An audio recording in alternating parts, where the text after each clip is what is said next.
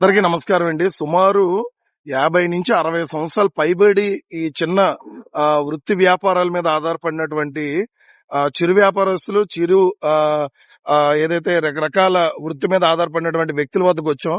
Sir నమస్తే అండి. Sir అంటే సడన్ గా అనుకోలేని ఇది అంటే పండగ ముందు అందరికీ పండగ అంటే ఒక హ్యాపీనెస్ అది ఉంటది, ఆనందం ఉంటది, ఊరెళ్ళాలి అది ఇదని. కానీ మీకు ఇలాంటి ఆ, క్లిష్ట పరిస్థితిలో ఇలాంటి టైంలో సడన్ గా ఇన్ని సంవత్సరాల నుంచి ఈ వృత్తి మీద ఆధారపడి ఒకరు మెకానిక్ షాప్ గాని, ఒకరు టెంకరింగ్ గాని, రకరకాల వృత్తుల మీద, ఎందుకంటే ఉద్యోగాలు అవి లేవు. రాష్ట్ర ప్రభుత్వాల నుంచి కానీ కేంద్రం నుంచి ఉద్యోగాలు లేవు. కుటుంబాన్ని పోషించాలంటే ఏదో ఒకటి ఎవరి మీద ఆధారపడకుండా చిన్నపాటి వృత్తిని మీరు నమ్ముకొని ఇన్ని సంవత్సరాలు ముందుకు లాక్కెళ్లారు, ఇటు బతుకు చెక్క బండిని. మరి సడన్ గా ఏదైతే ఇక్కడ ఉన్నటువంటి చూడొచ్చు దుకాణాలు, షాపులు అన్ని కూడా రైల్వేకి సంబంధించిన ల్యాండ్ లో ఉండడం వల్ల సడన్ గా ఇవి అన్ని కూడా కూల్చివేశారు. సో దీని మీద మనకి ఇక్కడ సుమారు 60 సంవత్సరాల నుంచి ఇక్కడ ఈ వృత్తి మీద ఆధారపడినటువంటి వ్యక్తి వద్దకు వచ్చాం. సార్ చెప్పండి, మీకు అసలు ఎన్ని సంవత్సరాల నుంచి మీరు ఏం చేసేవారు ఇక్కడ? Sir auto mechanic sir. నేను ఓకే 60 సంవత్సరాల బట్టి నుంచి షాపులు ఉన్నాయి సార్. నేను వచ్చి 40 సంవత్సరాలు అవుతుంది. ఓకే 40 సంవత్సరాలు సన్నగా కొట్టేశారు, 2 రోజుల్లో కొట్టేశారు సార్. ఓకే మీరు ఇప్పుడు గవర్నమెంట్ కి ఏంటి రిక్వెస్ట్ చేస్తున్నారు? మాకు ఎక్కడైనా షాపులైనా ఇచ్చినా సరిపోతుంది, ఇంకా టైం ఇవ్వడానికి ఛాన్స్ లేదు. ఇక్కడ టైం ఇవ్వకుండా కొట్టేశారు. అంటే ఉన్న పలంగా సడన్ గా సన్నగా పండగని ఆలోచించలేదు, పండగని ఆలోచించకుండా కొట్టేశారు.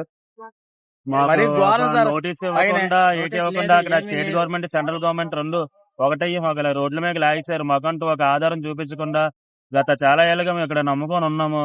మాకు రోడ్డు మీద లాగేసరికి మమ్మల్ని నమ్ముకొని మా షాప్ లో 4 కుర్రాళ్ళు, అలాగే ప్రతి షాప్ లో ఒక 60-70 కుటుంబాలు రోడ్ల మీద లాగేశారు. మాకంటూ ఏదో ఒక ఆధారం చూపిస్తారని చెప్పి ఆ సెంట్రల్ గవర్నమెంట్ కానీ స్టేట్ గవర్నమెంట్ కానీ మేము కోరుకుంటుంది అది ఒకటే. ఎటు వెళ్ళాలో ఎటు తోచాలో మాకు తెలియక ఏదో ఒకటి మేము ఇలా ప్రెస్ వాళ్ళు అవన్నీ పెద్ద పెద్ద ఎమ్మెల్యేలు, ఎంపీలు అవన్నీ మాకు ఏదో వచ్చిన దారి చూపించాలని, మా బతుకుల కోసం ఏదో వచ్చిన ఆధారం చూపించాలని చెప్పి మేము మాట్లాడుతున్నాం. మీరు ఏంటి సార్ మీ shop? Tinkering, painting shop. Okay ఎన్ని సంవత్సరాల నుంచి ఉంటున్నారు? 20 సంవత్సరాల నుంచి ఉంటున్నారు. ఇప్పుడు సడన్ గా ఇలా తీసేయడంతో ఇప్పుడు నెక్స్ట్ మీరు ఏంటి స్టెప్ ఏంటి? మీకు ఏమైనా అసలు ఆలోచన ఏమైనా ఉంటుందా? అంటే నెక్స్ట్ ఎక్కడ పెట్టాలి? సడన్ గా వచ్చి సో ఇప్పుడు ఏమి చేయలేదు, టైం అవ్వలేదు. సామాన్ తీయడానికి కూడా టైం అవ్వలేదు. అది సో ఇది ఇక్కడ పరిస్థితి.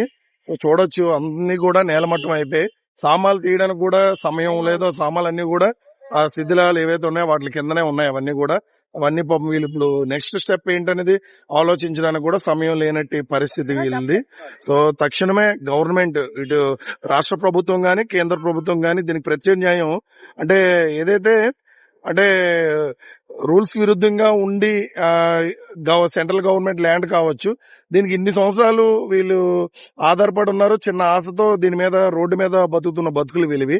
సో అటువంటిది ఏదైనా ఒక చిన్న ఒక అఫీషియల్ గా ఏదైనా నోటీస్ గానీ లేదా ఒక టైం పీరియడ్ గానీ చేస్తుంటే వాళ్ళు కూడా పాజిటివ్ గా రెస్పాండ్ అవుతున్నారు, తప్పకుండా మేము ఖాళీ చేసి వెళ్ళిపోదాం అని. అలాగే ఎక్కడైనా ఉపాధి గానీ లేదా ఎక్కడైనా ఇంకా ప్రత్యామ్నాయం ప్లేస్ మాకు ఇచ్చుంటే ఈ జీవనోపాధి అనేది ముందు కొనసాగించే వాళ్ళమని వాళ్ళ ఒపీనియన్ చెప్తున్నారు.